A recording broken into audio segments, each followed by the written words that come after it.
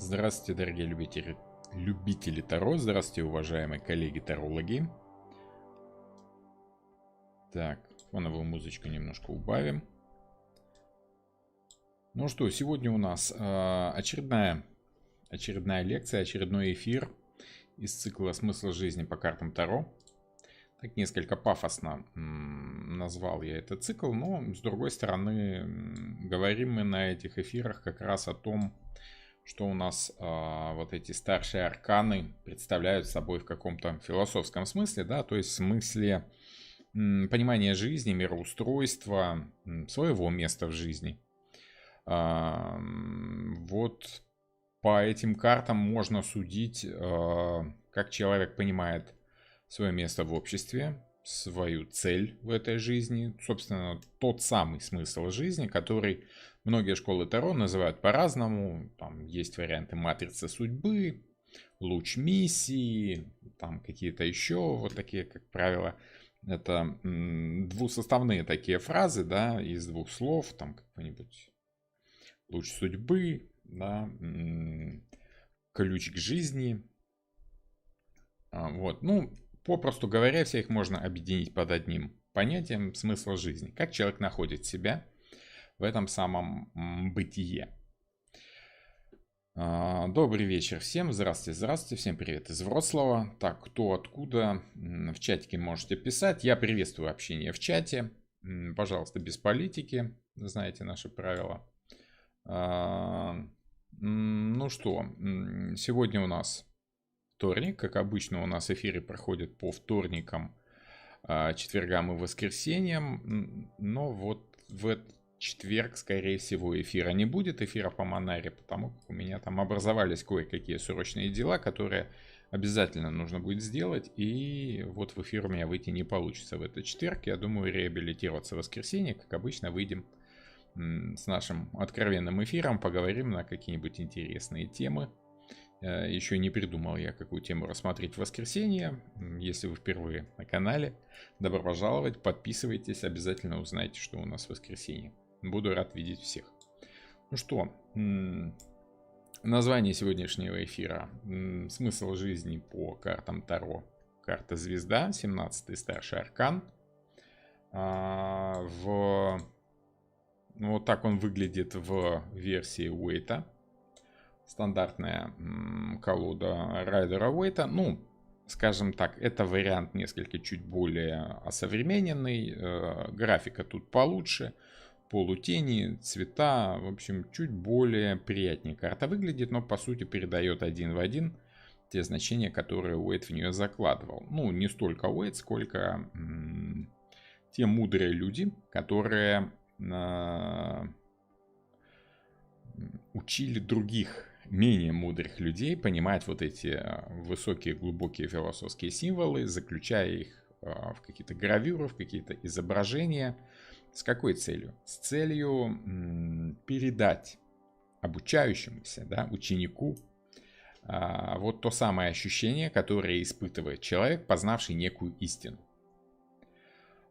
Почему я еще раз останавливаюсь на этом, хотя часто говорю о том, что символика карт Таро — это философская символика, как ни крути, да, как там у БГ, как ни кувыркайся, все равно все свет, да? Все равно есть вот этот свет высшего знания в этих символах, и если мы начинаем копать эти символы, мы потихонечку приходим к узнаванию этой символики, к пониманию того, что мы видим, и к отзыву вот этого символа в своей собственной душе. Мы начинаем испытывать те же самые эмоции, которые человек, познавший этот символ, испытал при каком-то озарении. Почему я об этом говорю? Потому что озарение, некий инсайт, получение какой-то информации является одним из смыслов этой карты. Более подробно я разбирал эту карту в одной из лекций плейлиста «Старшие арканы». Ну и немножко затрагивал в интенсив-курсе, который есть у нас на канале. Не поленитесь, поищите. У меня все лекции разбиты по плейлистам. Есть младшие арканы, старшие арканы, есть интенсив-курс, в котором мы быстренько пробегаем по всем картам. вот, в котором дается общее понятие о картах Таро. Ну и в этом цикле чуть более философски, ну философски громко сказано, из меня философ примерно такой же, как и балерина, то есть слабоватенький, скажем так, балерина из меня никакая, но тем не менее немножко повозиться с мифологией, немножко повозиться со смысловой нагрузкой Таро мне пришлось. Делаю я это давно, более 25 лет, из них 10 лет работаю с клиентами, с людьми, которые приходят решать какие-то вопросы ко мне с помощью Таро. Вот, спрашивают в чатике: пан Роман, скажите, а чем отличается видео о значении карты и о смысле жизни по карте? Ну, смотрите, в плейлисте «Старшие арканы» я разбираю, ну, как и в младших тоже, в принципе, я разбираю карту по ее смыслу. Я показываю, что значит сама карта. Не столько там значение, сколько передается общий смысл символа, который изображен на карте. В частности, вот это у нас звезда, и еще у нас нарисована некая девушка, да, это отчетливо видно, что это девушка, молодая, подозреваю, симпатичная, которая льет воду вот на землю и в какой-то водоем. Вот. То есть у нас тут несколько двойной символ, который объединяется в одном смысле. Вот в тех видео я даю смысл, с которым можно работать в раскладах. А вот на философских лекциях, да, я погружаюсь чуть глубже в чувствование этой самой карты. Это тоже нужно, если вы хотите работать на более глубоком уровне. Например, если человек пришел к вам как раз с вопросом, куда мне идти в этой жизни, куда развиваться. Я вот вроде бы там у меня и бизнес есть, вроде бы у меня там и семья, и дети, и муж или жена, и все вроде хорошо, а чувствуется какая-то пустота внутри. Хочется какого-то развития, интеллектуального, не интеллектуального развития. По жизни вообще, в принципе, хочется какого-то движения, хочется видеть смысл своего существования. Потому как вроде все получается, да, но зачем, непонятно. И карты, в принципе, могут ответить и на этот вопрос. Отвечая на этот вопрос с помощью карт Таро, вы потихонечку лучше узнаете жизнь, потихонечку погружаетесь на какой-то более глубинный слой мироощущения и начинаете понимать какие-то вещи более объемно. Это очень полезно. Философствование над картами Таро достаточно, скажем так, полезная штука, как для таролога, так и для клиента, который пришел к этому самому тарологу. Поэтому мы вот пытаемся как-то не просто поверхностно поскакать по значениям карт. Я бы, конечно, мог бы вам составить ряд видео, да, по 5 минут каждое, где в каждом просто перечисляю те значения, которые я использую, но это, скажем так, это не принесет особого смысла. Все эти значения есть в книжках у других тарологов. Мы с вами пытаемся прочувствовать карту Таро. Это то, что нужно сделать для того, чтобы грамотно с ними работать. Собственно, этим мы и занимаемся. Так, добро пожаловать в чатик. Пишите вопросы, не стесняйтесь. Все, вот по поводу этой карты мы сегодня с вами будем обговаривать. Ну что, вот я начал говорить, да, о том, что у нас двойная как бы символика в этой карте. Ничего странного тут нет. Хотя можно прицепиться, да, сказать, ну смотрите. Карта называется «Звезда». И, наверное, все-таки смысл карты в самой звезде. Однако нарисована она достаточно интересно. Одна большая желтая звезда, вокруг много маленьких белых, да, мелких звездочек. Вот. Однако есть у нас еще вот та самая девушка, которая льет воду из кувшинов. Ну, по крайней мере, подразумевается, что это вода, хотя есть версии. Есть разные версии, есть разные изображения этого процесса. Блондинка пишет, да? Ну, окей, пусть будет блондинка. Да, в самом деле, тут вроде как блондинка. В лекции по этой карте смысловой, да, я разбирал мифологию этого символа. Напомню, коротенько, совсем коротенько, почему эта девушка, хотя вроде бы карту относят к Водолею, Почему к Водолею? Ну, потому что она тут льет воду. Это явный намек на старший аркан, на знак зодиака Водолей. Да? Есть у нас такая девушка, которую зовут так, где она, не помню, Геба. Вот Геба, вряд ли я сейчас найду, где именно. В общем, богиня Геба, которая являлась символом вечной юности, вечной молодости, вот она прислуживала Зевсу, разливая амброзию и нектар на небесах, богам, да, прислуживала. Впоследствии Зевс украл симпатичного мальчика Ганимеда, да, и, собственно, мы тут видим образ Водолея в виде Ганимеда, который разливает богам нектар. То есть он прислуживает богам, прислужник богов. Это у нас Зевс в виде орла, один из частых его символов, в принципе. И вот с тех пор он стал символом вечной молодости. Вечной молодости, юности. И не стали древние греки забывать о том, что он томится в плену у этого самого Зевса. То есть Зевс не то, чтобы его пригласил в гости, да, не то, чтобы дал работу, он просто тупо нагло его украл. Я не помню, упоминал ли я об этом в основной лекции, да, но речь идет о тех самых детишках несчастных, которых в античности по недосмотру матери воровали хищные птицы, да, те же самые орлы, да, ну и нужно было как-то утешиться родителям. Вот образовалась такая вот байка, такая сказка.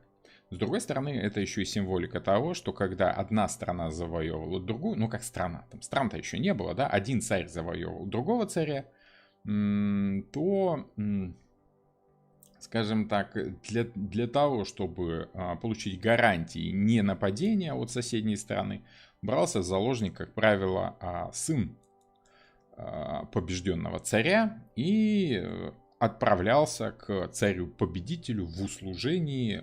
Очень часто он жил вместе с сыновьями царя-победителя, становился таким как бы приемным. Про детишек упоминали. Да, хорошо. Спасибо, что вы следите. Вот. То есть в любом случае это заложник какой-то. Заложник, который постоянно чувствует себя в несвободе. Постоянно бредит, грезит этой самой свободой, постоянно пытается вырваться на свободу. Вот это важно будет запомнить. У нас символика вечной молодости и вечного стремления к свободе. Кто у нас? Это бог Уран, который изображал, в принципе, вот то самое ночное небо, на фоне которого изображена звезда, который тоже является символом вечного обновления, да, вечной молодости, вечного плодородия. Если символика, допустим, там какого-нибудь императора говорит о владычестве, но не говорит о молодости, о плодородии, то вот Водолей — это, скажем так, символичная возможность постоянно обновлять что-то новое. Вот та самая вода, которая льется и льется. Вот. Астрологи очень часто говорят, что Водолеи — это самые свободолюбивые знаки зодиака. Ну, я могу поспорить, но не буду. Упомяну только, что Водолеи самые несвободные знаки зодиака. Они постоянно чувствуют долг, постоянно чувствуют обязанность, они постоянно находятся как бы в услужении своим близким, другим людям. Они всегда чувствуют себя должными что-то делать, потому что они широких взглядов люди, они, как правило, понимают необходимость действовать на благо других людей.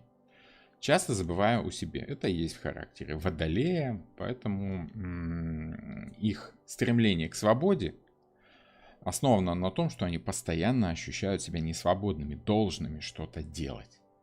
Вот Поэтому их можно оценивать как людей, стремящихся к свободе, но не свободных. Вот, с долгом согласна.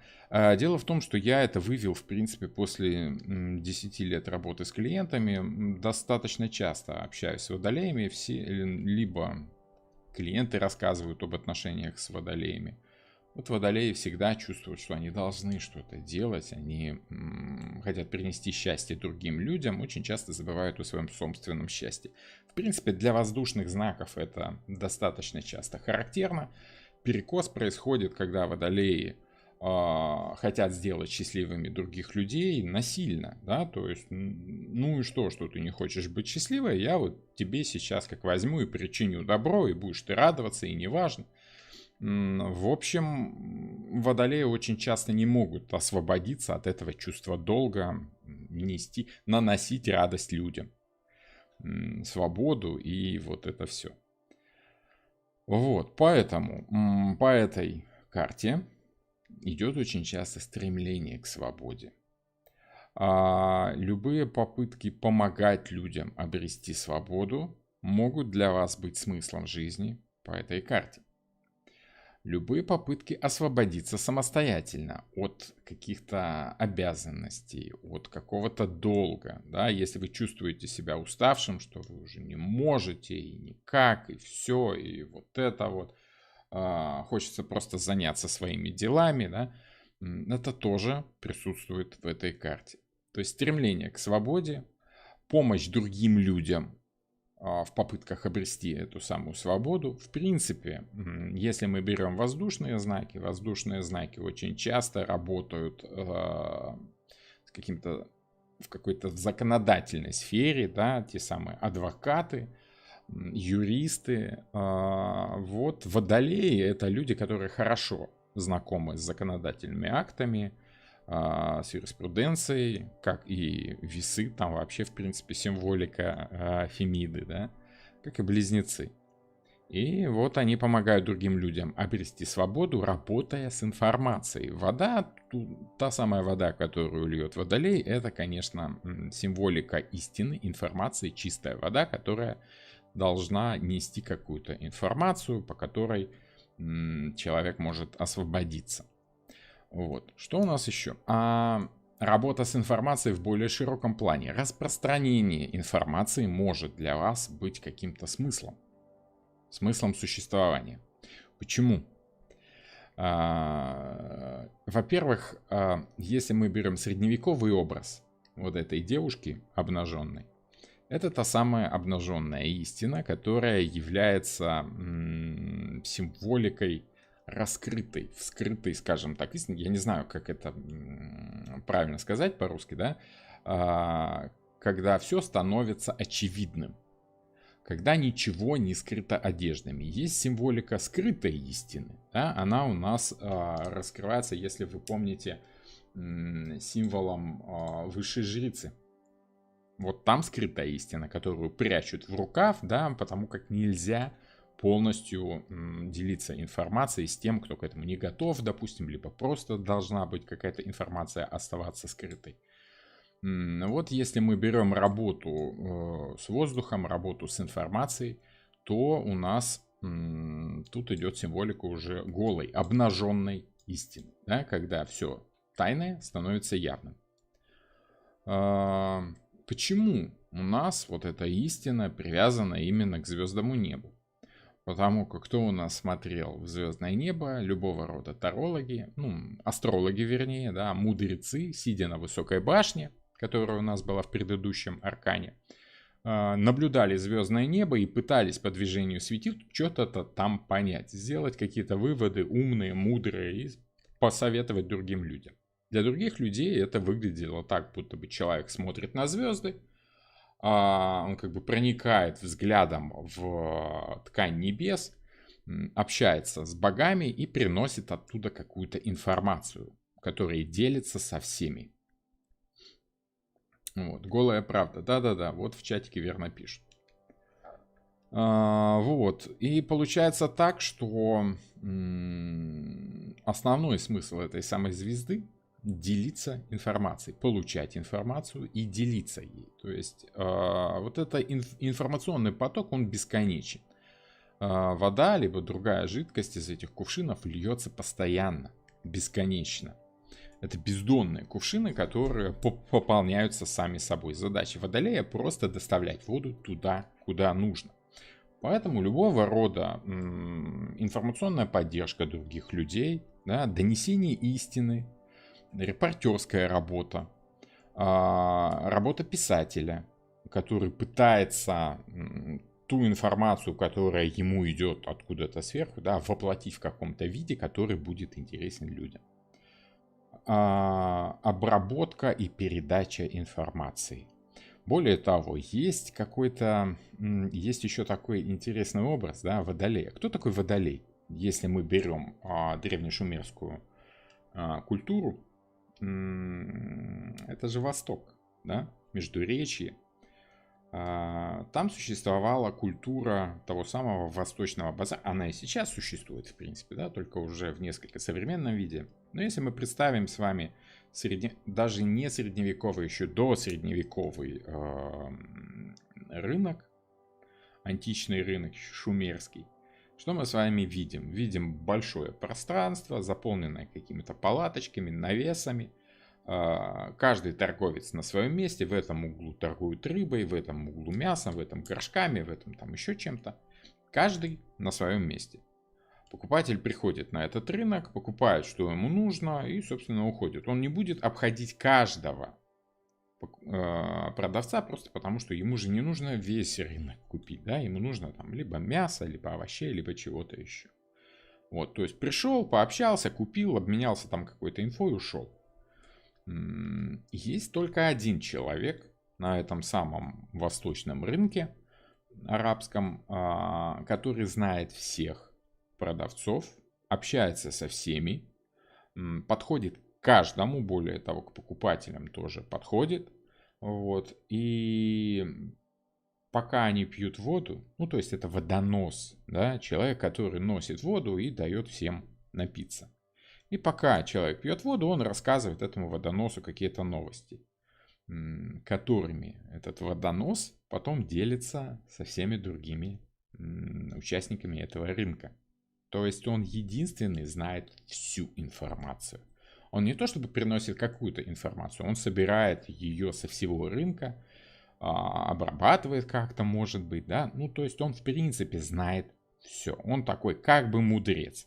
Но это очень плоский символ, да, водонос. Это человек, который просто обладает всей информацией. Если близнецы у нас обладали нужной конкретному человеку, вернее, какой-то поверхностной информацией, какими-то слухами, весы обладают информацией нужной конкретному человеку, то водолей обладает информацией, которая подходит всем вообще. Она общеупотребительна. Да, это такая стенгазета, которую может прийти и почитать каждый, и каждый найдет для себя что-то интересное. Это работа на благо общества, работа для социума. Да?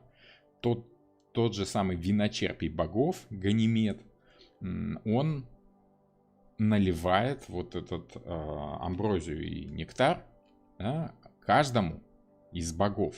Он обходит всех, наливает каждому, он общается с каждым. Вот те же самые инсайты он потом сообщает людям. Он же не бог, он человек, да? Но это человек, который при богах, прислужник богов, который сообщает информацию тем самым людям.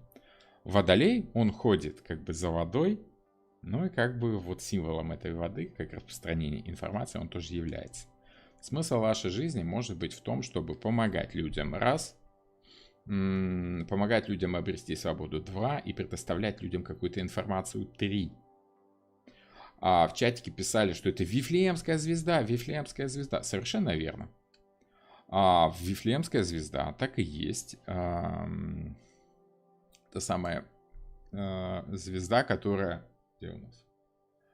Указывала путь 3 волхвам, 3 магам, 3 мудрецам, 3 звездочетам, астрологам, которые пришли заранее, они же начали идти достаточно давно, до рождения Христа.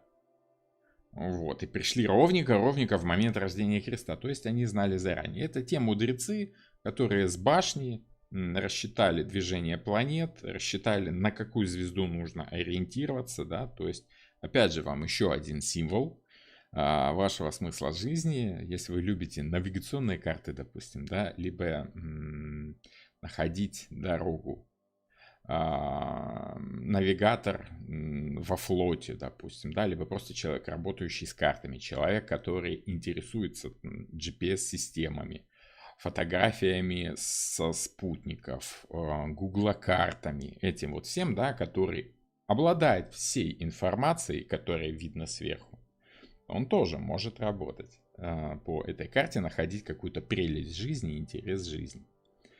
Вот. Вот как-то так. То есть, ну, делиться информацией с людьми ради их заботы, чтобы они не заблудились. Да? Символика Вифлеемской звезды – это символика надежды, указывающего пути, и символика погружения временами в какие-то таинства, в какие-то информационные потоки, которые недоступны обычному нормальному человеку.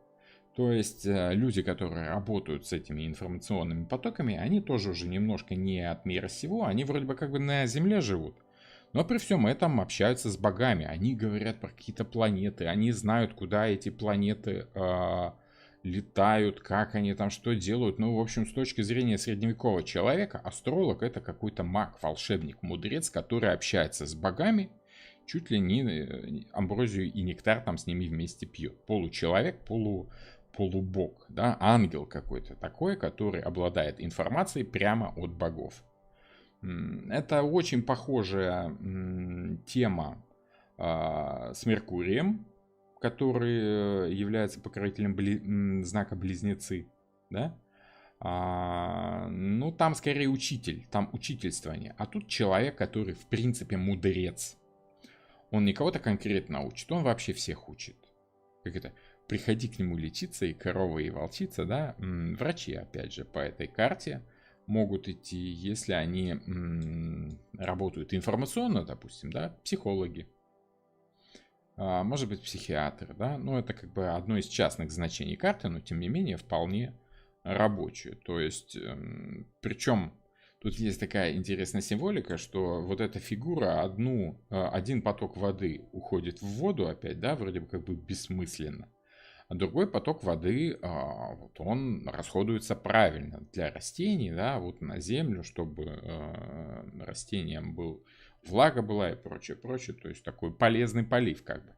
Но это нам, людям, которые живут в земном мире, в материальном, это нам кажется, что ой, это так много лишних слов, зачем лить эту воду, да? Меня часто обвиняют в комментариях, что очень долго докапываться до информации, очень много воды, много лишних слов. Ну, окей, хорошо. Значит, вы не очень понимаете суть работы с картами Таро, суть работы вот с этой глубокой символикой. Потому что это всегда некая философия. Это всегда философствование, вот эти самые рассуждения. С точки зрения обывателя, философы вообще занимаются какой-то ерундой, там что-то бла-бла-бла, какие-то слова говорят, вообще зачем это надо, кому это нужно. Философия, опять же, одно из значений этой карты. Умение составить все вместе, сложить весь этот информационный поток, который кажется людям каким-то бесполезным, да, ненужным, беспомощным, и сложить из этого понимание, зачем же это нужно. Тут дело в том, что Уэйд достаточно интересно нарисовал вот эти самые 7 звезд и Солнце, да? Почему? Почему я говорю, что это Солнце? Потому что большая желтая звезда, которая в разы больше маленьких, ну это Солнце. Это понимание того, что наше Солнце всего-навсего одна из звезд. Просто большое оно от того, что расположено к нам близко. Это понимание вещей такими, какими они являются на самом деле. То есть обретение истины. Вот смысл вашей жизни по этой карте может быть в поисках этой самой истины. Вы можете работать, допустим, частным детективом. Да? Хотя частный детектив, он скорее как это сказать, это там больше по 8-му дому, да, по Аиду, по скрытому, либо по рыбам. Тоже может быть доставание скрытого смысла из чего-то спрятанного. Либо по высшей жрице может быть работа частным детективом, следователем, да. А вот тот, кто складывает все эти факты в одно и делает какие-то глубокие выводы, ну, вот это, скажем так, более серьезный уровень работы с информацией.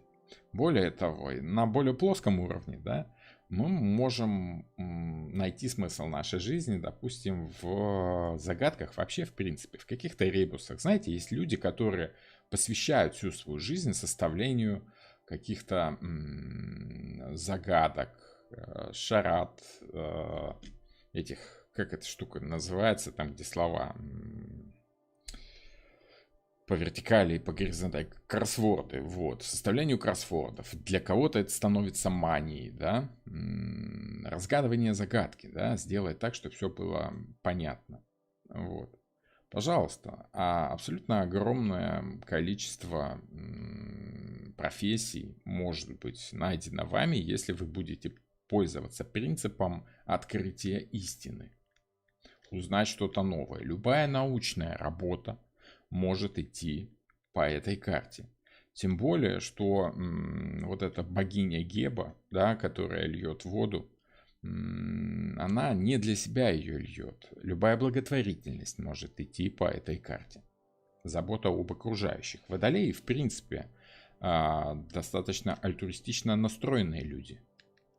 Да? Они любят открывать информацию просто потому, что они любят ей делиться. Да?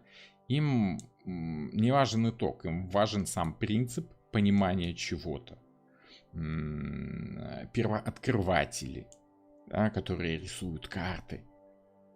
Одна из символик вот всего этого дела, да, это звездная карта, да, карта звездного неба с пониманием пути, как проложить по звездам свой путь, чтобы приплыть в нужную точку, да.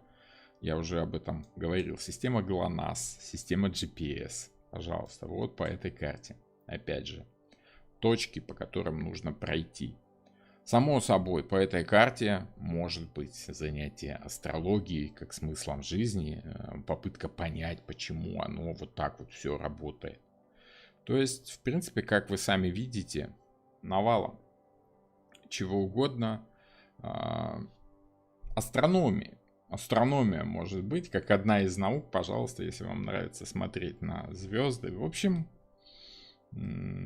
что угодно. Что угодно из обработки информации. Еще есть такая штука, если мы сравниваем, допустим, воздушные знаки. Конкретно в этой карте нет намека на какую-то военную работу, да, но воздушные знаки, они, как правило, люди долга, люди обязанностей, им понятны слово честь, слово обязанность, ну, по крайней мере, высшему офицерскому составу должны быть понятны. Вот. В наше время это уже не так, скажем так, распространено. Вот, поэтому это скорее устаревшее уже такое значение. Но если мы сравниваем 3 знака зодиака воздушных, напомню, это близнецы, это весы и водолей, то это всегда обработка какой-то информации. Часто это какое-то силовое воздействие, да? Часто это руководство. Когда вы берете на себя смелость руководить процессом, почему? Потому что вы понимаете, как это все работает вместе. Если у вас достаточно развитое сознание, достаточно рабочий мозг для того, чтобы ухватывать все процессы, да, вы знаете, что есть люди, которые вот не хотят вникать в проблемы других, да, мне бы вот тут со своим вопросом разобраться, я вот люблю делать это, я буду делать это, а кто-то может взять руководство над многими людьми и повести всех к одной цели, соединив усилия. Это у нас, конечно, еще и в Юпитере дело было в 9 доме, в 15 старшем аркане. Дьявол, да, соединение интересов, соединение желаний. Однако вот по звезде у нас может быть соединение информационных потоков. Вот тут не столько управление желаниями людей, как в дьяволе, как управление информационными потоками, либо отдача прямых приказов. Прямых приказов. Почему? Потому что вы знаете, у вас есть информация, как это делать, вы просто отдаете человеку приказ. Знаете, эта фраза «некогда объяснять, просто надо делать», да, быстро давай делай. Вот. Если нужно, объяснят потом. Вот, как я уже говорил, врачи. Так, чатик. Забыл я про чатик, прошу прощения. Профессия психолога может проходить по звезде? Да, я уже об этом говорил, может быть. Психолога, психиатра, вообще человек, который предоставляет другому человеку информацию, да, психолог, врач, в принципе, который... Я бы так сказал, это очень похоже на, знаете кого, на... Вот, кстати, один из главных героев интересных фильмов, вот, если вы помните, Доктор Хаус, да, он решал загадки. Поступает пациент, и Доктор Хаус из разрозненных обрывочных сведений, да, складывал общую картину, чуть ли не как Шерлок Холмс, и делал какие-то выводы, да, вот. Само собой, что у него была команда, он же не все делал своими руками, он отдавал приказания, и команда такая была, которая должна была беспрекословно выполнять его указания, если вы смотрели это кино, да, сериал. Отличный сериал, великолепный, всем советую, хотя бы первый сезон гляньте. Характер Водолея, Хью Лори, да, по-моему. Не помню, как зовут. Ну, у меня с именами, вы помните, у меня с именами всегда сложности. Вот. Вот он соединяет все эти разрозненные сведения и потом, как самая главная яркая звезда, играет на публику. Кстати, вот Водолей может быть публичной личностью, он может выступать и информационно, но и при всем этом одна из черт вот таких людей, которые работают с публикой, да, они должны отличаться чем-то от серой массы. Они должны выделяться, чтобы быть яркой звездой. Да? Вот та самая звезда на сцене. Если помните, у нас идет по одной и той же линии 11-й дом и 5-й дом. 5-й дом это лев. Да? Лев или солнце. Солнце это когда ты делаешь то, что тебе хочется, то, что тебе нравится. Танцуешь, играешь, поешь. При всем этом это достаточно общественный знак, да. Если вы помните, я всегда связываю противоположные знаки, потому что вот эта ось, которая проходит между противоположными знаками, противоположными домами, она, в принципе, всегда выражает одно и то же явление, просто с разных сторон рассматривает. И вот Солнце во Льве — это у нас сияющая эстрадная звезда, а темное небо, на котором звезды и луна, это тот самый зрительный зал, куда сияет это самое солнце. Да? Взаимосвязь зрительного зала и звезды, эстрады, всегда очевидна. Если бы не было звездного неба, солнцу некуда было бы светить. Ему было бы скучно, просто самому себе светить неинтересно. Вот. А вот звезда и луна — это две карты, которые отображают собой звездное небо, ночное небо, которое в момент восхода солнца как бы уходит на задний план, его как бы не видно. Борьба за внимание может легко перейти в звездную болезнь, да, в негативное значение этой карты, когда человек решает, что он самая яркая звезда на небосклоне, забывая о том, что вокруг много других звезд интересных. Вот. Как-то так.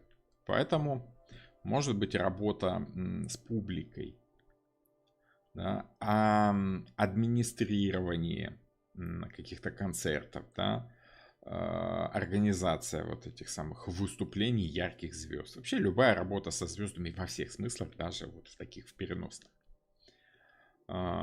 Скажите, в аркане умеренность ангел переливает ту же воду, что и женщина по аркану звезда? Какое это имеет значение? Ответ да, что вам даст, и ответ нет, что вам даст. Просто я не очень понимаю, зачем вам это знать. Ну, допустим, ту же воду, и что? Вода, она в принципе вода. Вода это либо информация, да, по одним смысловым значениям, либо эмоции по другим смысловым значениям, если речь идет, допустим, об алхимической символике.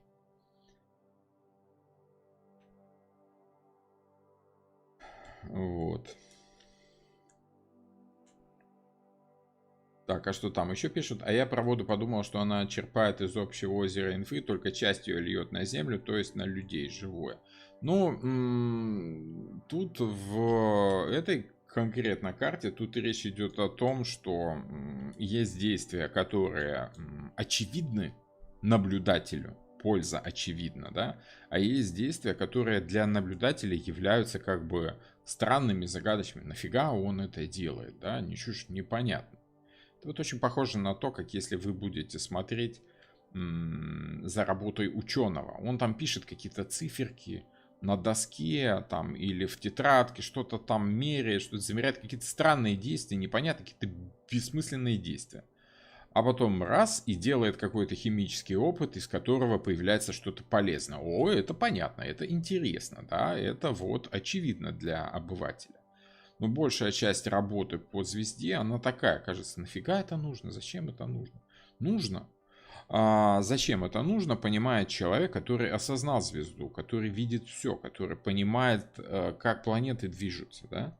Вот. Обывателю не совсем понятно, зачем нужно каждую ночь пялиться вооруженным взглядом на планету Марс, либо на какую-то другую, да, и писать, записывать координаты планеты каждый день, каждую ночь. Зачем это нужно? Зачем нужно звезды считать? Нужно. Нужно, потому что звездочет сам знает, зачем ему считать звезды. Работа у него такая, знать то, что не знают все другие люди. Вот. Как-то так.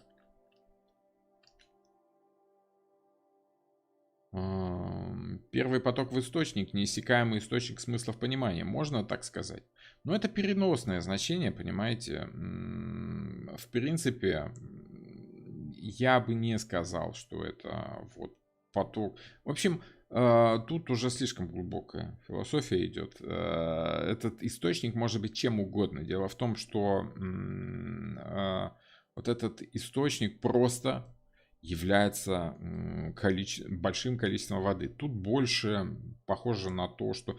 Тут, видите, так круги расходятся по воде так, что наоборот, она вот эту воду льет в воду. Да? Зачем дождь падает на землю, нам понятно, да, чтобы там росли трава, деревья там и прочее все это. А зачем дождь падает в море, непонятно, там же и так много воды, да. Ну, потому что есть какие-то скрытые механизмы движения вещества в природе, да, вот тот самый круговорот веществ, который для нас не очевиден, а для какого-то там ученого, который понимает процессы, связанные вот с этими явлениями, да, для них это является очевидным. Он знает, зачем это происходит, ему этого достаточно. Вот. Вам он передаст ту воду, которая вам нужна, ту информацию, которая вам пригодится. Вот ту, что льется на землю, та, которая имеет смысл. По звезде, допустим, по прямой, это врач, который искренне заботится о пациенте, но не будет сообщать ему там результаты диагнозов, какие-то циферки, сколько у вас там эритроцитов, тромбоцитов, там чего угодно, да? Вот, кровяных телец, какая плотность, какая кислотность, какое это все. Он вам простыми, нормальными, внятными словами скажет, что вам нужно делать, чтобы там у вас перестало что-то болеть. Вот и все. То есть он не будет лить лишнюю воду, он там себе запишет, что нужно, да, вот эти все данные, и сам с ними будет работать. Вот как тот самый доктор Хаус. Он просто скажет, как пациента лечить, а зачем это все, вам пациенту знать и незачем. Все это происходит из искренней заботы о человеке, потому что зачем перегружать пациента лишней информацией. Самое главное, чтобы пациент слушался. Вот.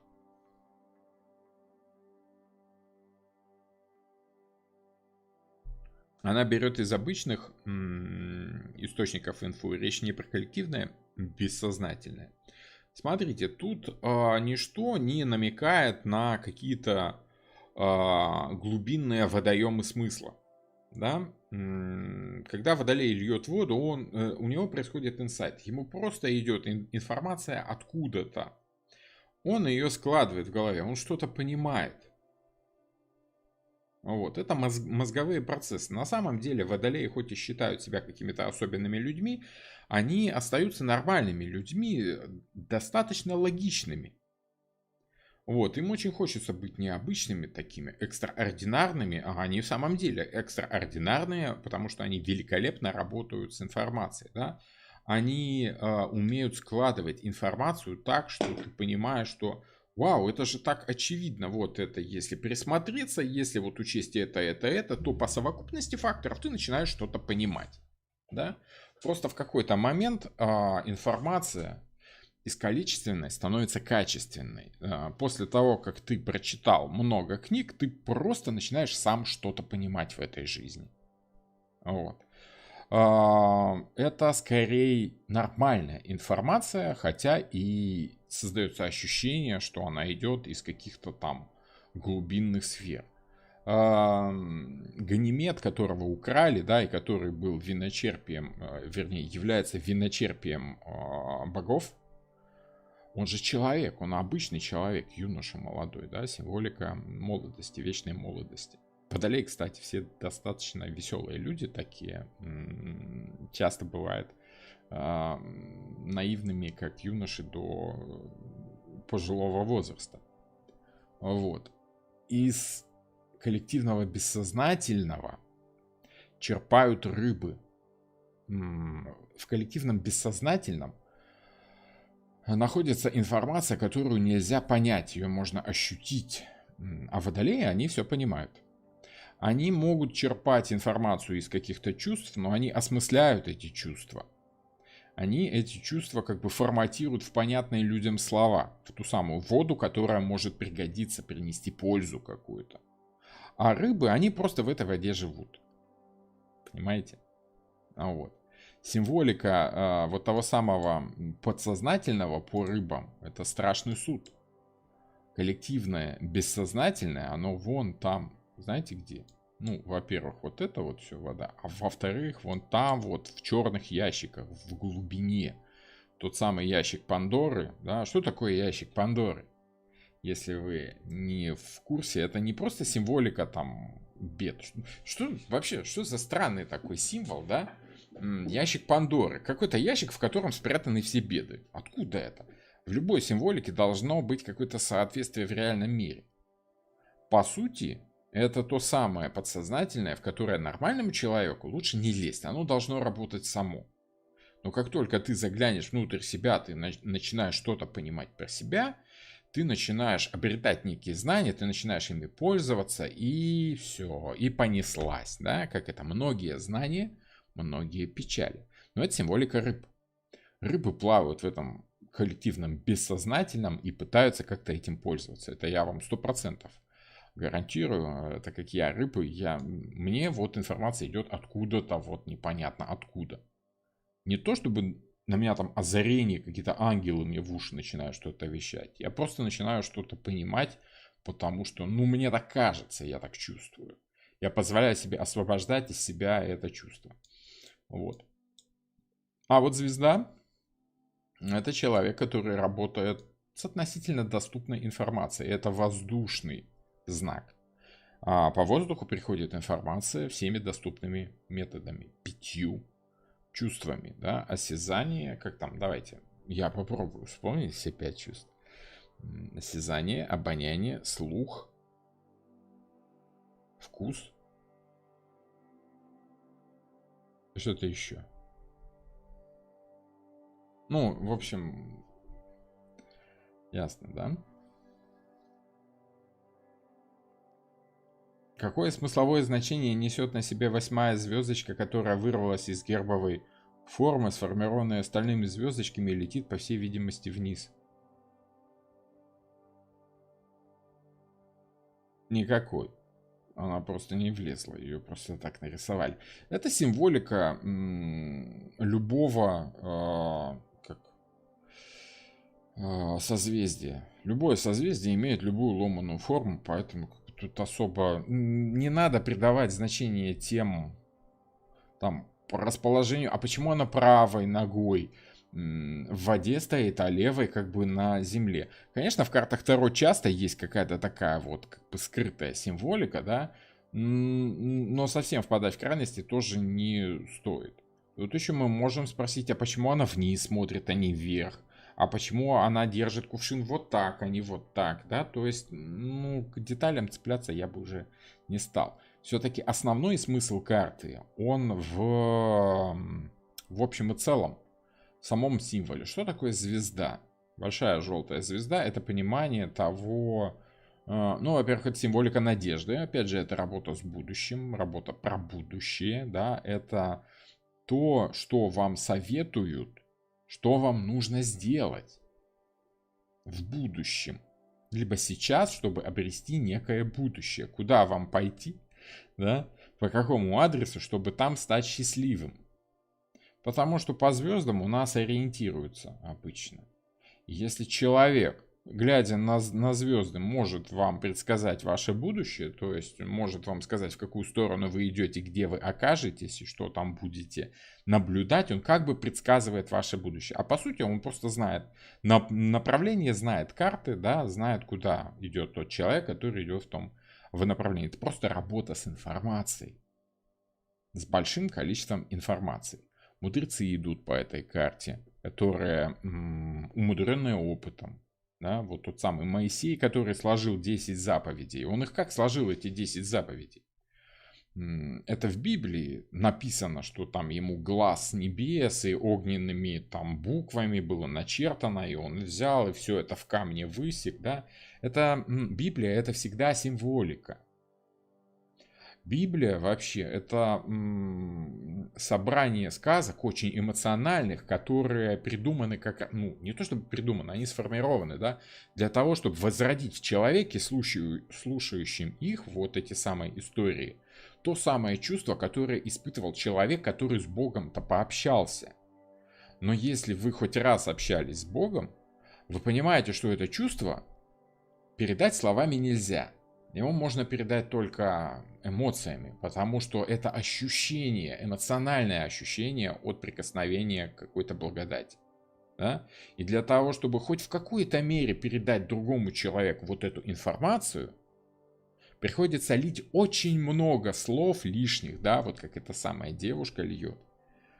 Для того, чтобы создать у другого человека ту же самую эмоцию, которую говорящий испытывал в момент религиозного экстаза. Понимаете? То есть это специальные истории, которые затрагивают наши эмоции и позволяют нам тоже чуть-чуть прикоснуться вот к этому великому. Вот. Понимаете? Поэтому Моисей, когда он пошел на гору, он соединил в одно весь свой жизненный опыт. А так как он был долгое время предводителем евреев, евреи к нему приходили за советами. Спрашивали: скажите, пожалуйста, дорогой Моисей, вот у меня тут жена ругается, да, из-за того, что я много пива пью. Вот что хороший еврей должен делать в таком случае? И как бы и Моисей, он же умный, он должен как-то решить проблему, помочь человеку, который, ну, не такой умный. Он ему там дает какой-то совет, потом второму другой совет, третьему третий совет, да. Просто с течением времени советы начинают, вернее, вопросы начинают повторяться, жизненные истории начинают повторяться. Моисей их уже 20 раз слышал, и он сразу может дать ответ дельный, потому что он за большое количество времени видел, как работают эти советы. Да? Например, там совет не ругаться с женой по поводу пива, да, пить только по пятницам вечером в баре с пацанами. И пиво, а не каждый вечер. Либо просто перестать пить пиво, да, работает тоже хорошо. Да? Вот, поэтому звезда это когда вы собираете большое количество информации, а, прожитой другими людьми, допустим, обрабатываете ее и делаете какие-то выводы, умозаключения. Наблюдаете за звездами, да, за отдельными людьми, за жизнью отдельных людей. И делаете какие-то общие выводы, которые можно воплотить в какие-то законы. Законотворчество может идти по этой карте. Потому что для того, чтобы быть законотворцем, нужно быть действительно умным человеком, который понимает жизнь людей и понимает, как эта жизнь должна проходить правильно. Какие общие правила делают жизнь людей более счастливой, более там, благоприятной, более правильной. Понимаете? Для этого нужно действительно быть 7 пядей во лбу и обрабатывать большое количество информации. А вот то, что заседает по большей мере в любого рода конгрессах, сенатах, думах, радах, сеймах и вот этом вон всем, да, депутаты, да, ой, обнять и плакать. Иногда думаешь, божечки, эти люди пишут для нас законы. И что нам теперь по этим законам, извиняюсь, жить? Да, как в том анекдоте. В общем, такое. Значит ли это, что люди, рожденные 17 числа, потенциально претендуют на степень мудреца? Причем 17 число? Только потому, что это 17-й старший аркан? Но если вы приверженец нумерологии, можете утешать себя этой мыслью. Я не привязываю нумерологию так жестко к картам Таро. Она там присутствует, конечно. Но это, скажем так, не мой конек. Мой конек мифология, символика, астрология, скажем так, астрологическая мифология.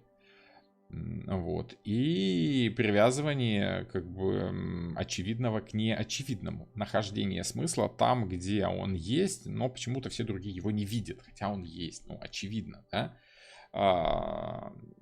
Например, вот как я уже говорил, да, много маленьких белых звезд, одна большая желтая.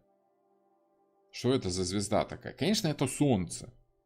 Так вот, человек, который понимает, что Солнце это всего лишь одна из звезд, он почему это понимает? Потому что он складывает большое количество информации и делает какой-то вывод. Ага, так Солнце, оказывается, это тоже звезда. Тогда понятно, почему оно так. Семен Семенович, да? Поэтому, да, можно сказать, что мудрец. Но не каждый рожденный 17 числа мудрец. Понимаете? Вот тут, если мы уберем карты в сторону, да, и посмотрим, значит ли это, что люди, рожденные 17 числа, потенциально претендуют на степень мудреца? Только потому, что они 17 числа родились? Нет, конечно. И 18 числа рожденный человек может претендовать на степень мудреца. Смотря с какой стороны глянуть. Вот. Но, оговорюсь еще раз, я в нумерологии не силен, поэтому утверждать не берусь. Пятое чувство зрения. Совершенно верно. Спасибо, да, действительно, вот, ну, очевидно. Я какие-то очевидные факты очень часто упускаю из вида. Почему? Потому что тот, кто понимает общие принципы, да, освобождается от необходимости знать какие-то факты. Ковш большой медведицы. Думаете, это ковш большой медведицы? Не знаю, может быть. Мухаммед, в общем, равновесие по умеренности. Мухаммед, ну да, вообще все мудрецы, пророки идут по этой карте. Да? Люди, которые предсказывают будущее, астрологи, тарологи, тоже, ну, астрологи скорее. Тарологи, они больше по страшному суду, да, они вытаскивают какую-то скрытую информацию и освобождают ее. Ну, правильные тарологи. Там уже даже не столько тарологи идут по страшному суду, сколько гадалки, которые вот там в хрустальный шар смотрят, либо просто глаза закатывают, начинают вещать как-то, да, освобождая из себя это скрытое знание, которое даже сами... Помните эпизод в Гарри Поттере, когда вот он вернулся там за каким-то учебником или зачем, что-то он там забыл, да, а его встретила вот преподавательница по гаданию. И вот у нее произошел вот этот вот выход в астрал, она закатила глаза, произнесла пророчество, а потом очнулась, говорит, я что-то говорила, да? То есть люди, когда открывают вот эту самую информационный поток свой, в отличие от звезды, они сами не очень понимают, что говорят. По звезде человек понимает, что он говорит. Инсайт — это озарение, инсайт — это понимание того, что ты долго не мог понять. А вот по страшному суду, по освобождению себя информации, вы даже можете и не понимать, что вы говорите, но поток информационный из вас все равно катится, льется. Роман, не могли бы вы Монару в воскресенье провести? Ну, я подумаю. В четверг у меня не получится. В воскресенье эфир точно будет, поэтому посмотрим. Ну, если получится в воскресенье. А что прям так критично Монару в воскресенье? Я бы не хотел сбиваться просто с этого самого, с распорядка. У нас по вторникам вот эти вот философские лекции, да, по четвергам Монара, а по воскресеньям откровенные эфиры. Я думаю, что в воскресенье будет откровенный эфир. Ну, я еще решу.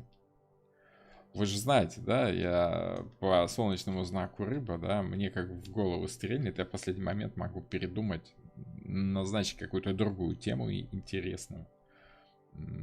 И, как правило, это срабатывает, кстати, хорошо. Срабатывает хорошо. Рыбы должны верить своей интуиции, да, хвататься за тот поток информационный, который из них льется.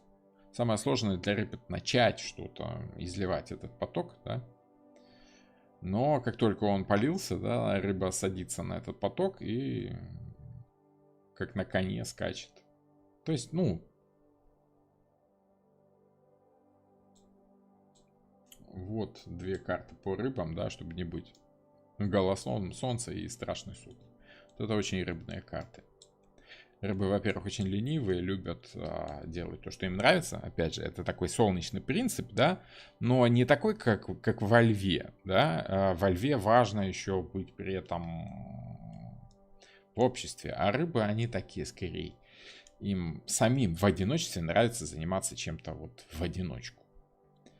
Вот. Ну и Страшный суд, вот, освобождение информационного потока этого, если речь идет об этом. Как-то так. В общем и целом, примерно так. Так, где у нас звезда? Вот она.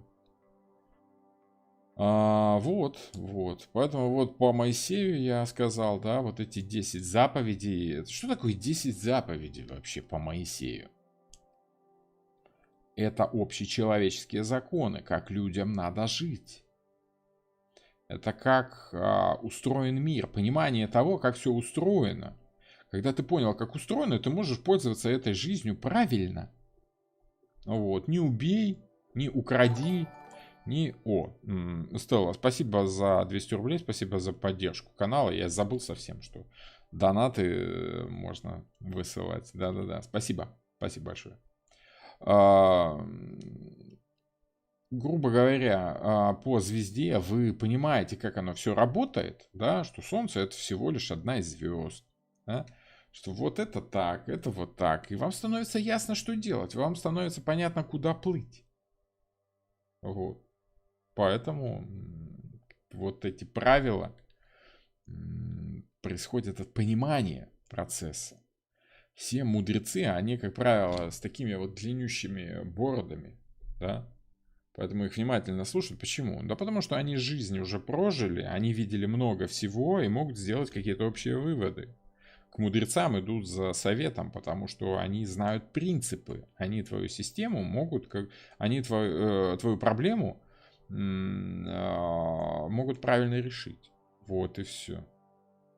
Опытные люди, которые понимают жизнь. Вот тот самый, кстати, ибис, да, и вот та птичка, которая тут у нас нарисована, это ибис.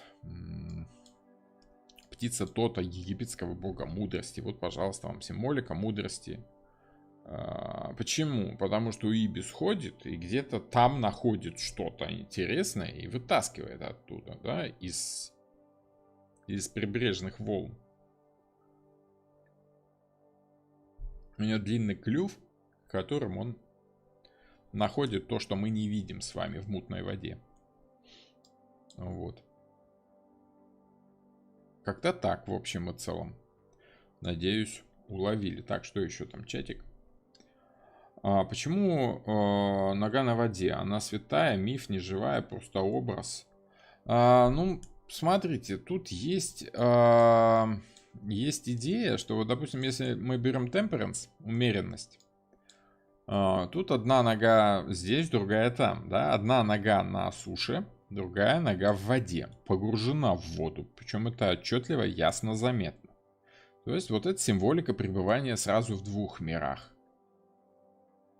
И в материальном земном, и в каком-то в потустороннем, в подводном, да? А вот по звезде у нас, заметьте, как нарисовано. Нога в воду не погружается. Истина находится в нашем материальном мире. Это та информация, которая нам доступна. Это то, что мы можем понять. Мы можем просчитать движение звезд, допустим, планеты, да, высчитать их траекторию. Но мы не можем понять, почему они там появились, почему они там летают. Но сделать какие-то общие выводы мы можем.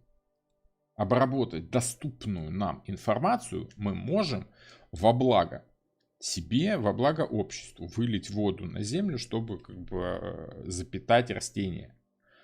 Вот. А то, что мы не понимаем, мы, как это сказать, оставляем к сведению, да, есть и есть, ну окей, хорошо, выльем воду назад в воду, да, пригодится как-нибудь потом.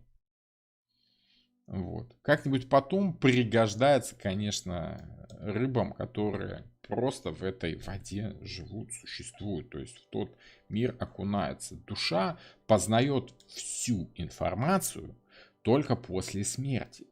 А по звезде мы обрабатываем информацию о нашем реальном мире. Ну и, возможно, берем ее откуда-то оттуда, не уходя туда полностью. Напомню еще раз, Ганимед все-таки человек, земное существо, украденный богами. Ну вот. То есть он не может стать богом при всем желании, он не может остаться в том мире. Чем-то на аркан отшельника похоже. Ну, это потому, что там много всякого... Так работа с информацией. Это всегда похоже на отшельника, да?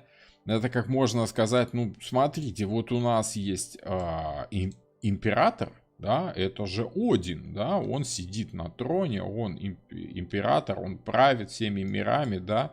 С другой стороны, Один у нас и в отшельнике, да, это тоже Один. Что, разные Одины? Нет. В картах сочетается много всякого. Понимаете? И это не настолько плоские символы, как нам рисуют гадатели цыганского типа. Да? Это не просто набор каких-то значений. Это набор философских смыслов. Это философия в картинках. Поэтому, конечно, там есть множество разных смыслов. Вот. Просто понимаете, отшельник, он понимает что-то для себя. А вот водолей, он работает со всеобщей информацией. Отшельник удаляется от других людей, чтобы погрузиться в себя внутрь, чтобы что-то познать для себя лично, сделать какие-то выводы. А потом уже в звезде он искренне, тут фигура обнаженная, значит не скрывая ничего, искренне сообщает всем то, что он понял, как Моисей переносит вот эти скрижали с заповедями, понимаете? То есть, чтобы все пользовались, знаете, люди берите, пейте. Водонос в арабских странах, он же для людей воду носит, а не только для себя. Вот, отшельник находит источник воды, а по звезде водонос уже водолей, да, он со всеми делится этой информацией. Вот, поэтому и там просто работа с информацией. Но другое дело, зачем отшельник? Отшельник сначала должен для себя понять. Это основной смысл отшельника. Основной смысл звезды сложить всю доступную информацию в одну картинку и делиться ей на благо общества. Потому что по Урану, по Водолею всегда идут какие-то общественные организации, общественные потоки информационные. Почему? Потому что информация в этом и заключается. В том, как люди видят мир. Обрабатывая разные точки зрения на мир, ты делаешь какой-то общий вывод. Ты начинаешь понимать объективность. Множество маленьких звезд — это множество маленьких других точек зрения. Не ты, конечно, как бы центр своей вселенной. Как бы для меня, для пана Романа, да, я центр вселенной. Потому что мир, он у меня вот здесь находится, да, в моем сознании. Я осознаю этот мир, и он у меня там где-то в сознании вспыхивает всеми красками. Каждый из вас, пуп Земли, пуп Вселенной, вот тоже у вас в голове. Не в моей, не в голове соседа через стенку, а у вас. Каждый человек — центр своей Вселенной. Вот по звезде важно понять, что мы все центры своей Вселенной. Просто эта Вселенная одна. Центров у нее много, понимаете? Каждый момент, откуда происходит наблюдение этой Вселенной, является вашей точкой зрения, вашей звездой. И все мы складываемся в одно большое созвездие, в одно большое звездное небо. Звездное небо — это символика общества. Это общественно значимые какие-то явления, работы, это средства массовой информации. Это «Война и мир» Толстого, да, где собраны все характеры разные, там 200 с лишним характеров, да, и «Война и мир» — это как бы срез российского общества времен войны с Наполеоном. Вот, то есть такое обобщение, вот какая была Россия тогда, вот как люди думали по этому поводу, да, вот, пожалуйста, звезда, это Лев Толстой, хотя он тут не очень на себя похож, да, который собирает всю вот эту информацию и нам дает, показывает. Вот, люди, смотрите, как оно на самом-то деле. Понимаете? Мухаммад, когда я написал равновесие, я дополнил список из 5 основных чувств. Ну, равновесие это не настолько осязаемое чувство, да, это скорее чувство равновесия. Ну, кстати, интересно, да, но это скорее больше к тактильным ощущениям, да, к физическим ощущениям нахождения в пространстве. Это тактильное скорее. То есть это к этому относится. Скажите, звезда может быть характеристикой людей нетрадиционной ориентации? Да, может быть, потому что водолей часто считается символикой нетрадиционных сексуальных отношений. Вообще воздушные знаки, как и водные. Вот огнен, ну, вообще-то каждый человек может быть, да? Но прям так, чтобы символикой, я бы не сказал, что прям символикой. Просто почему такая традиция идет? Потому что считается, что Водолей, тот самый Ганимед, Зевс же не просто так его украл. Не потому, что ему нужен был виночерпий, конечно. Вот, а потому что Ганимед был симпатичным юношей. Вот. А Зевс, как вы помните, из древнегреческих мифов, он как бы любил все, что шевелится. Все, что не шевелится, шевелил и тоже, естественно, любил. Вот. Уносил к себе на Олимп и заставлял разносить этот самый амброзию и нектар. В общем, Ганимед — это символика вечно юного мальчика, который, ну, вот эти вот все мотивы. Да, может быть, вполне. Вот. Понимаете, там как бы символика юности еще идет. А в юности, если вы помните, не шибко важно.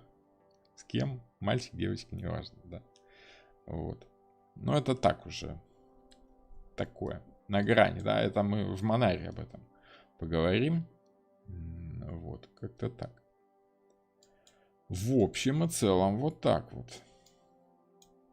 Скажем так, звезда — это символика широких взглядов, в том числе и на сексуальную ориентацию. Это символика принятия другой точки зрения. Ты не такой, как мы, да, нетрадиционный. А звезда — это, в принципе, нетрадиционная. Понимаете? Тут не в сексе даже дело. А вот. Как-то так. Что-то еще хотел сказать. А, да, хотел сказать, что если вы помните 3 воздушных знака зодиака, это близнецы, вернее, да? Это весы,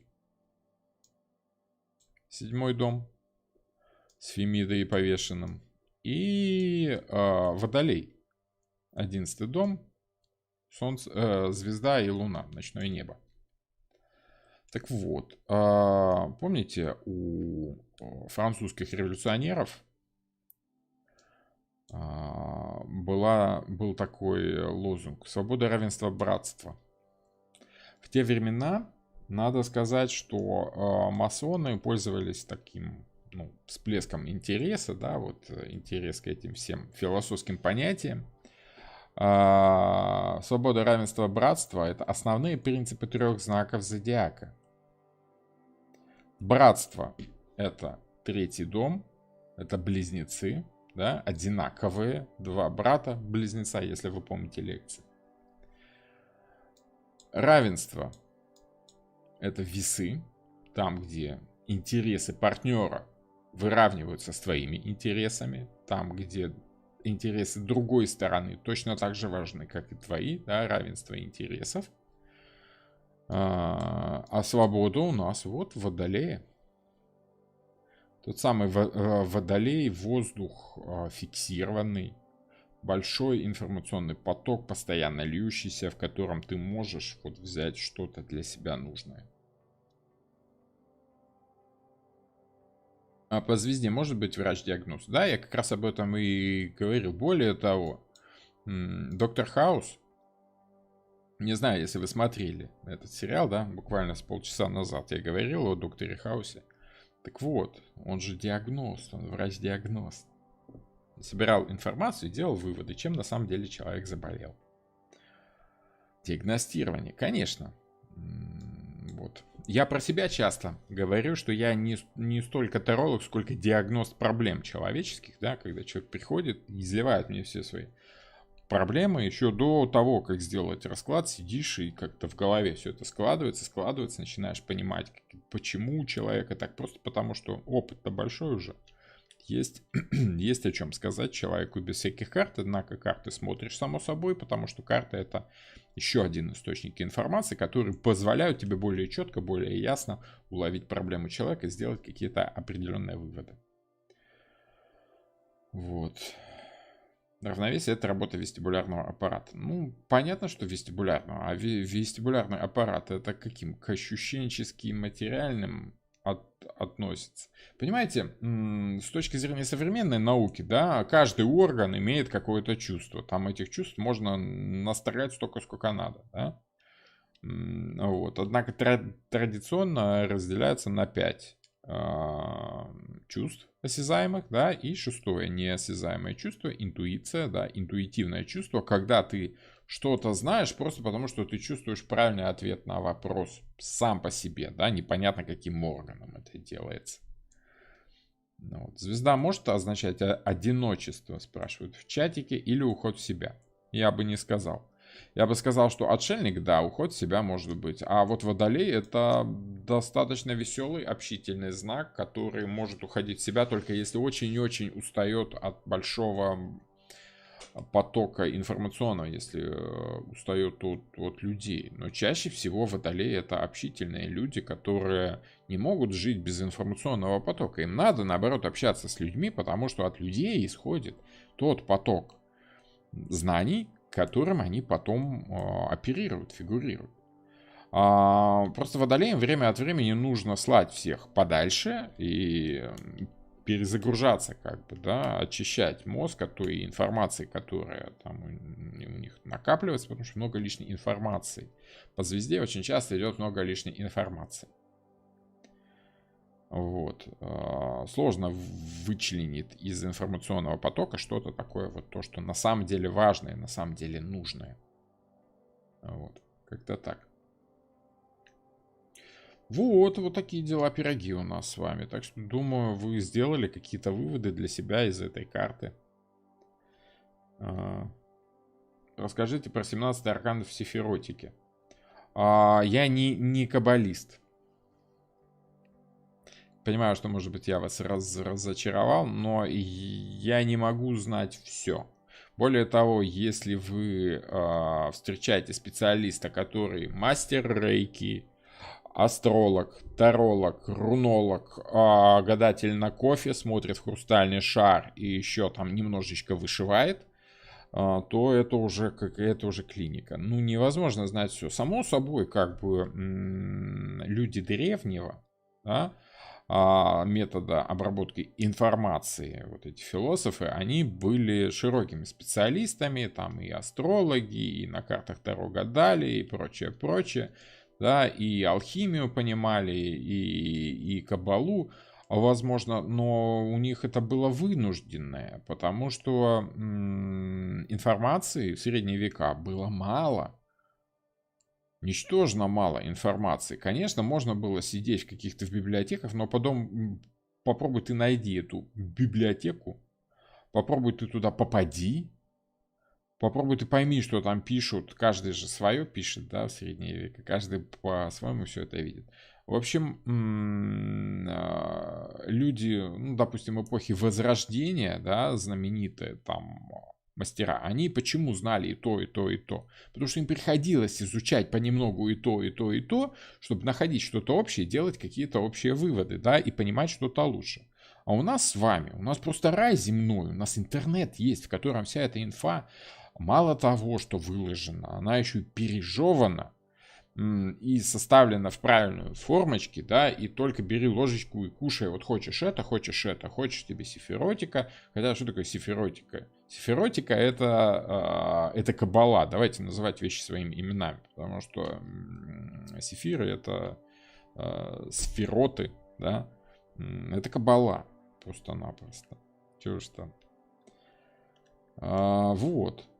У нас нет такой необходимости. С другой стороны, человек, обрабатывая информацию, он ищет для себя разные источники информации, он находит какие-то более интересные там для себя, допустим. Для меня два основных — это Таро и астрология. Причем и Таро, и астрологию я совмещаю при помощи вот той самой мифологии. Не так давно для меня стали интересны руны, но в них я погружаюсь тоже с помощью символики схожей. Да, я нахожу какие-то соответствия. Потому что объем понимания появляется только когда у вас есть несколько разных точек зрения. Истина открывается только тому, кто может рассмотреть ее с разных сторон. Да? Вот в этом еще смысл звезды. Много разных точек зрения. Чтобы что-то понять, нужно посмотреть на это по-разному. И так прикинуть, и покрутить, и повертеть с разных сторон, и в дырочку глянуть, и потереть, и понюхать, и лизнуть. Тогда ты поймешь, что к чему. А если ты будешь просто с одной стороны придешь, глянешь, скажешь: о, тут у нас вот тут вот. Ну, это однобоко очень. Поэтому звезда учит обрабатывать большие потоки информации с выуживанием для себя чего-то полезного. Смотрите, вот этот поток, который льется в воду, он широкий, а тот, который полезный, он узкий. И он меньше гораздо. Полезной информации гораздо меньше. Вот. Но если не будет широкого потока, узкого тоже не будет. Если вы не будете перелопачивать тонны информационной руды в поисках там золотого зерна истины, ничего у вас не получится. Поэтому звезда — это вот как это. Впрягся и пашешь. Если раком выпадает эта карта, ну, выпадает, она всем выпадает. Я как бы ничего такого супер для раков не нормально. Ракам тоже надо что-то понимать в этом мире. Чем для них это лучше, хуже. Водолеям легче, потому что у них принцип такой вообще. Зачастую эти мудрецы стояли у истока всех этих наук. Ну так они почему стояли у истока всех? Это вам так кажется? Это нам сейчас, с нашей точки зрения, кажется, что они стояли у истоков. Они же не сами все это придумали. Они изучали предыдущие, они делали какие-то свои выводы, они дополняли. Все вот те люди, которых мы знаем поименно, они составляли квинтэссенцию этой науки. Есть множество незримых источников, да, людей, которые перелопатили своим собственным опытом алхимию, астрологию, тарологию, да. Знаем мы только единиц, которые смогли вот соединить всю эту инфу, которую обработали множество безымянных специалистов, да, собрать в одно. Вот. Как-то так. Понимаете? Нам теперь кажется, что это вот какой-то там Парацельс один в одиночку Парацельс изобрел алхимию, стоял у истоков алхимии. Откуда он все это взял? Он взял это из множества разных источников других людей, которые тоже занимались алхимией, но им как бы там либо некогда, либо дорого, либо влом было писать какие-то книжки. А Парацельсу было не влом, он взял, собрал все это в кучу, одну сгреб, сделал какие-то выводы, пока сгребал, и написал свое. Да, более детальное, более понятное. Что такое звезда? Это когда всем другим становится понятно то, что ты им объясняешь. То, что я вам даю, да, вот еще раз повторюсь, меня обвиняют в том, что я много лью воды. Чтобы вы видели, сколько я этой воды через себя пропустил, сколько я информации обработал за все эти годы, чтобы для вас ввести смысл к двухчасовой всего лишь лекции. Понимаете? Хотя для того, чтобы понять смысл этой лекции, я, сотни часов по каждой карте у меня было обработки информации. А меня обвинят, вот очень обидные ваши слова, если вы говорите, что я много воды лью. Чтобы вы видели, сколько ее было изначально. Там океан мировой. Мастерство отделять зерна от плевел. Вот зерна от плевел отделяет как раз отшельник. Он убирает лишнее, оставляет нужное. Водолей, он собирает, аккумулирует все это нужное, отделяя нужное от ненужного, но не удаляя его. Вот. Это нам кажется, что оно лишнее, но оно на самом-то деле не лишнее. Это комментаторам моим, которые хотят, чтобы им все преподнесли на блюдечке с голубой каемочкой, думают, что это возможно, если я там 5-6 значений карты выдам, они сразу поймут карту. Так если бы это было так просто, я бы уже бы закончил все эти лекции давно. Вот. Это им кажется, что вот эта вода пустая. Она не пустая, она абсолютно нужна для того, чтобы зрители, слушатели прониклись этой картой, каждой картой, хотя бы в течение 2 часов. Возможно, там они чуть-чуть станут ближе к пониманию карты. Вот. Как-то так. Извините, что я так эмоционально, просто, в самом деле. Я и так даю выжимку из ощущений, да, самое ценное, а меня говорят, столько много воды. Не нравится, не пейте.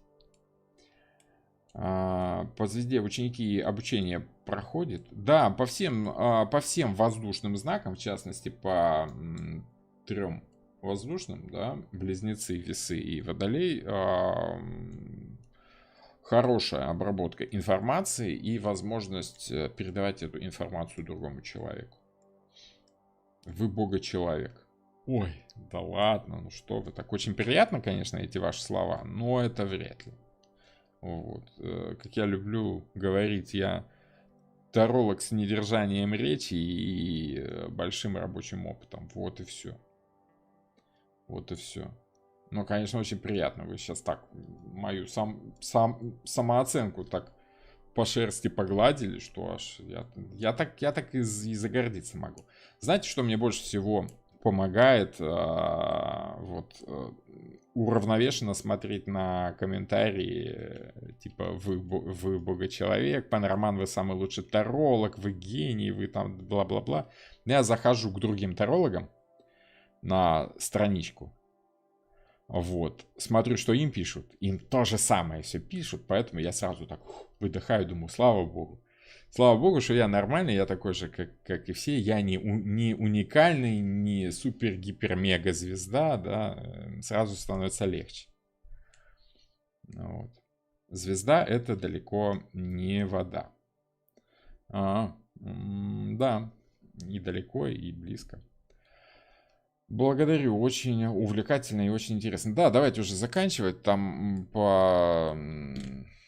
Сколько у нас? 1,5 часа у нас набралось. Ну, такая хорошая, мотивирующая лекция, да, получилась сегодня.